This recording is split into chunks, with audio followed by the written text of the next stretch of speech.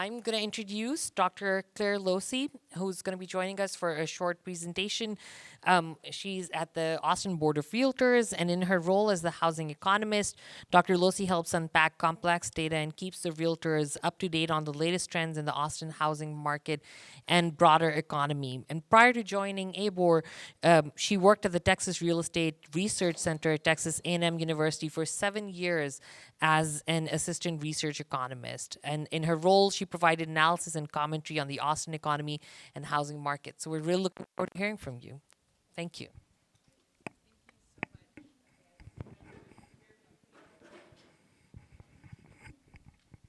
So just to provide a little bit of context on the state of affordability in the Austin housing market, let's just set the broader stage, right? So what is currently happening in the Austin housing market? What are some of the headwinds we're facing? So first of all, right, we know that home prices remain elevated and mortgage rates are also higher, right? Relative to the spring of 2022 even, when mortgage rates started to tick up, we're now at essentially triple the rate that we were back then. So as opposed to being in the 3% range, now we're in the high 7% range. So those two factors, elevated home prices and higher mortgage rates, are really posing additional affordability constraints to the Austin housing market. We know that even prior, right, to the doubling or even tripling of mortgage rates, that we were facing these affordability constraints just with the rapid home price appreciation in the Austin market. But of course, just the increase in the cost of borrowing have really exacerbated these constraints for potential buyers. Meanwhile, there are some factors, right, that are helping to insulate our housing market from those broader macroeconomic headwinds. So the first of which, of course, is just our very strong labor market. We continue to see relatively strong jobs growth on a month-over-month and year-over-year basis. And that's really, of course, a boon to our local economy and has helped to ensure that our wage growth is more commensurate, right, with the inflationary pressures that we've been seeing. It's still not at the level it needs to be to offset inflation, but is somewhat more commensurate with the pace of inflation than we're seeing in other cities. So that has certainly, again, helped to insulate our housing market, right, from some of those broader effects. Meanwhile, we also just know that consumers are doing very well, generally speaking, with respect to their balance sheets. So from the fiscal stimulus that was provided during the pandemic, still, coming off that windfall spending, still trickling through those balance sheets. So overall, households are a little bit better positioned right now than they were prior to the pandemic, again, just because of the fiscal stimulus and some of those gains, right, those wage gains that they have experienced over the past couple of years. So with respect to home prices, earlier we were talking about how they remain elevated amid a higher mortgage rate environment. So what does that really look like? Relative to September of 2018 and September of this year, the median sales price was essentially 50% higher. And that's coming off of that near 60% growth that we saw last September relative to September of 2018. So even though we have seen some moderation in home prices, right, as a result of this higher rate environment over the past year and a half plus now, we really have not seen the pace of home price appreciation or the pace of home price moderation needed to offset the decline in affordability from the higher rate environment. So again, our median sales price is essentially 50% higher than it was prior to the COVID-19 pandemic. Meanwhile, as we were talking about earlier as well, mortgage rates have essentially tripled over the past year and a half plus now. In September of 2020, for example, mortgage rates were hovering just below 3% on average. Meanwhile, right now, in September of this year, they're around 7%. So again, a significant effect, right, on affordability for potential buyers. And what does that really look like? Let's quantify the effect of higher mortgage rates on home purchasing potential. So when we think about buyers, right, we tend to categorize them into one of two groups. So they're either repeat buyers, i.e., existing homeowners who are looking to move up, or they're first-time buyers. So for example, for first-time buyers, a mortgage rate of 3% means that they could essentially afford a home about 4 times their income.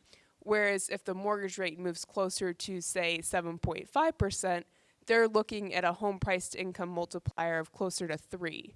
So in essence, they could have afforded, with a $100,000 income, they could have afforded a $400,000 home with a mortgage rate of 3%, but now that mortgage rate of 7.5%, it's that maximum affordable home price has dropped closer to $300,000. So again, amid a still elevated home price environment, that really constrains affordability. So in essence, what we've seen over the past decade plus now in the Austin housing market is that the required income to qualify for a mortgage loan has tripled, and that's using September of 2011 as a benchmark.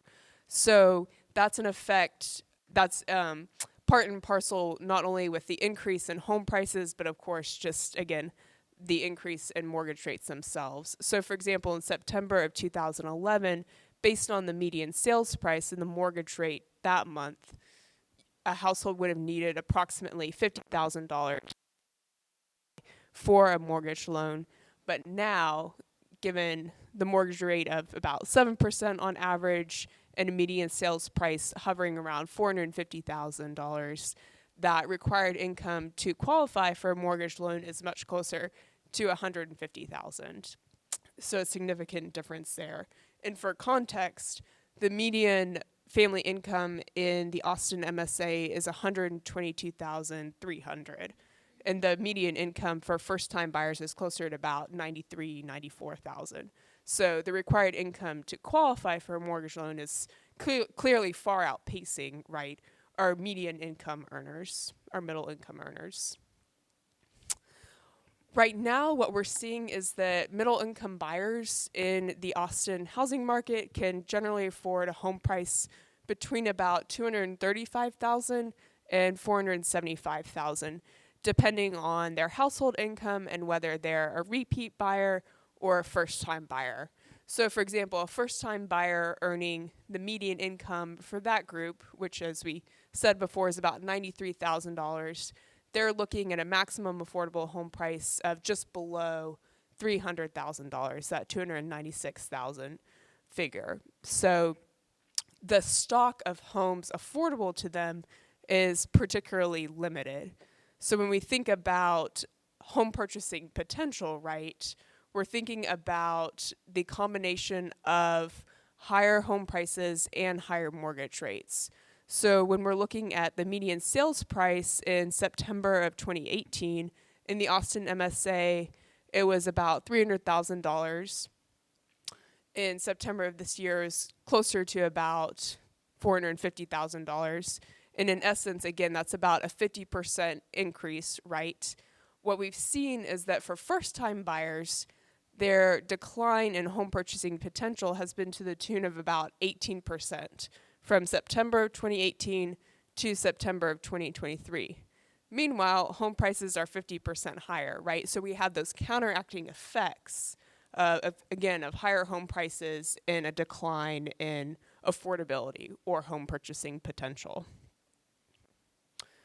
Meanwhile, we have seen some signs, right, of more optimism in the market in the sense of just more listings on the market. It provides more options for buyers. However, we do want to note, right, that the uptick in listings has primarily been among higher priced homes, right? So it's not necessarily homes that would be affordable to lower or middle income buyers.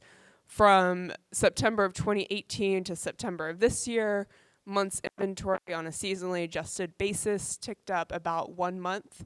So moving from 2.5 months to about 3.5 months. And generally speaking, when we're talking about months of inventory, it's a measure that compares the demand for homes for sale to the ensuing supply of homes for sale. And we want that figure probably in Austin to be somewhere around 5 months, maybe 5.5 months. So we're certainly moving closer to that target.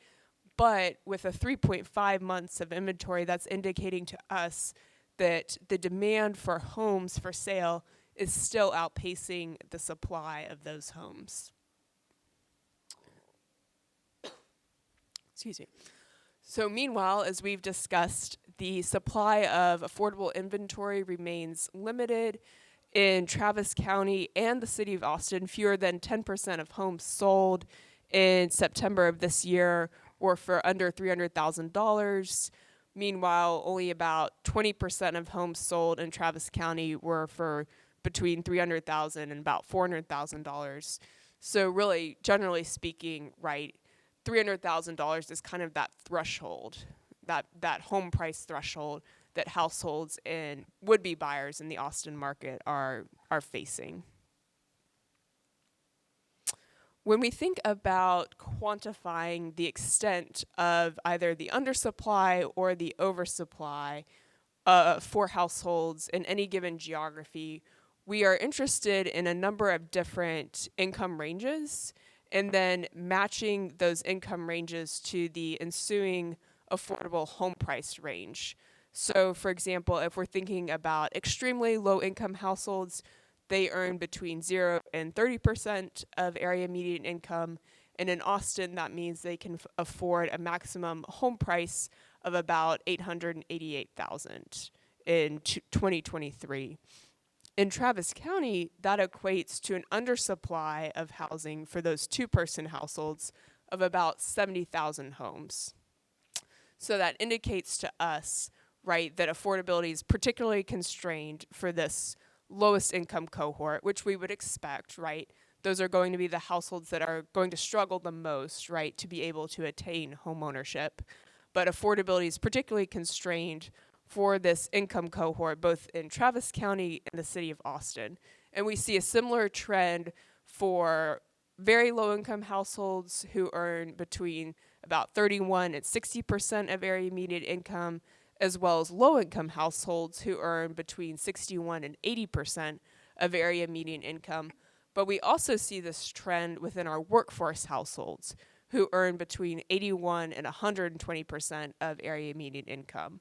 So as we were talking about earlier, they can generally afford a home price of between about $235,000 and upwards of about $400,000.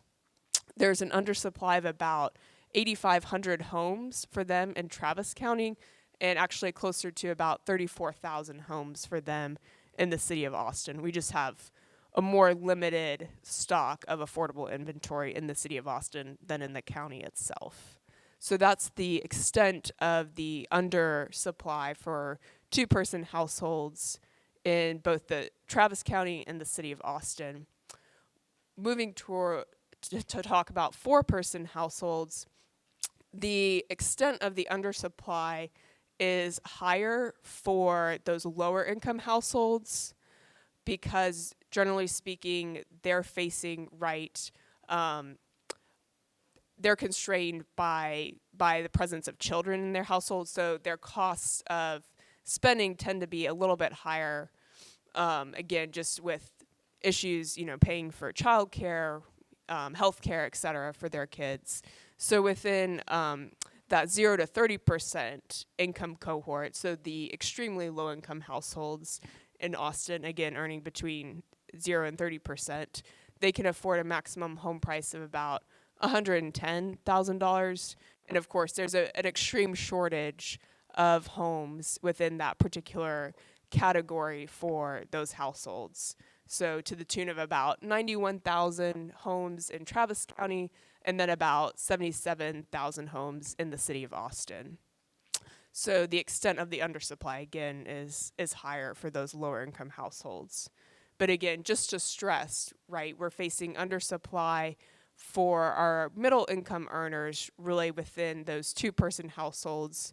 And that's something that obviously we're working towards through this forum and acts like this. So with that being said, I think I'll move through these two slides just for the sake of timing, and I think I'll hand it back over to Aves. Thank you very much for your time.